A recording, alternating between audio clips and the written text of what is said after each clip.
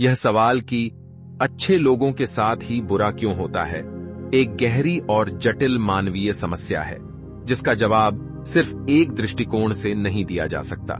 यह सवाल तब उठता है जब हम देखते हैं कि नैतिक, दयालु और ईमानदार लोग जीवन में कठिनाइयों और समस्याओं से जूझते रहते हैं, जबकि कुछ अन्य लोग जो शायद नैतिकता का पालन नहीं करते, सफल होते हुए प्रतीत होते हैं।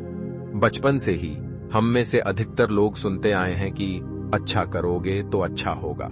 हम सिखाए जाते हैं कि यदि हम ईमानदारी, दयालुता और परोपकार का पालन करेंगे तो हमारे जीवन में सुख और समृद्धि आएगी। यह सोच हमें दुनिया को सरल दृष्टिकोण से देखने के लिए प्रेरित करती है।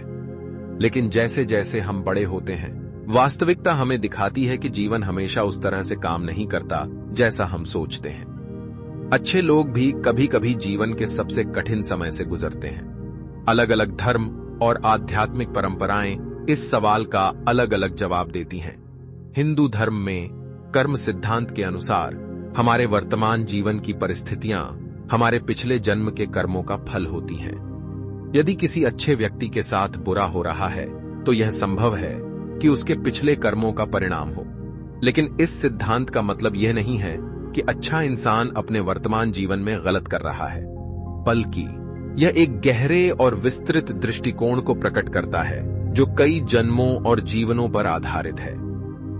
कई बार जीवन की कठिनाइयां हमारे लिए सीखने और विकसित होने के अवसर होती हैं। अच्छे लोग जो नैतिकता का पालन करते हैं, शायद जीवन की चुनौतियों को दूसरों की तुलना में गहराई से समझते हैं।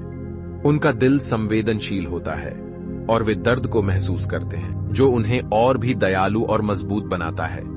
यह कहने का मतलब यह नहीं है कि वे कमजोर होते हैं, बल्कि कठिनाइयां उन्हें मानसिक तने, भावनात्मक और आध्यात्मिक रूप से सशक्त बनाती हैं। कई बार ऐसा होता है कि जीवन में कुछ घटनाएं बिना किसी स्पष्ट कारण के घटती हैं।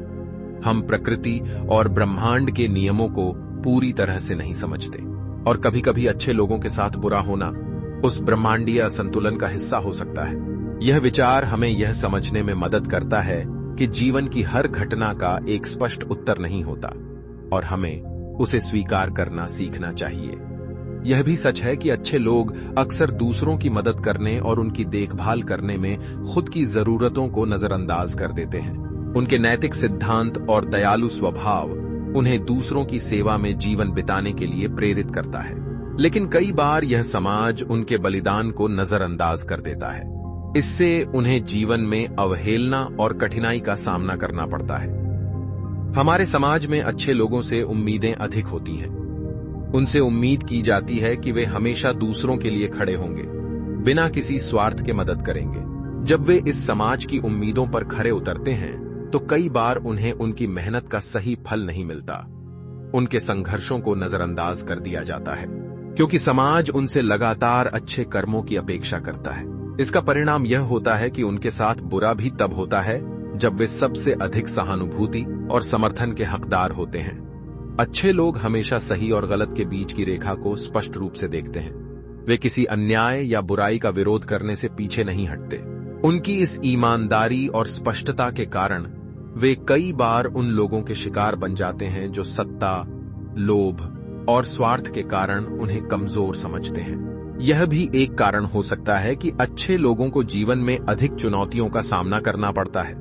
कहते हैं कि जीवन में जो लोग संघर्षों का सामना करते हैं वे अंततः अपने संघर्षों से उभरकर और भी अधिक सफल होते हैं। अच्छे लोग जीवन के अनुभवों से सीखते हैं और उनसे प्रेरणा लेते हैं।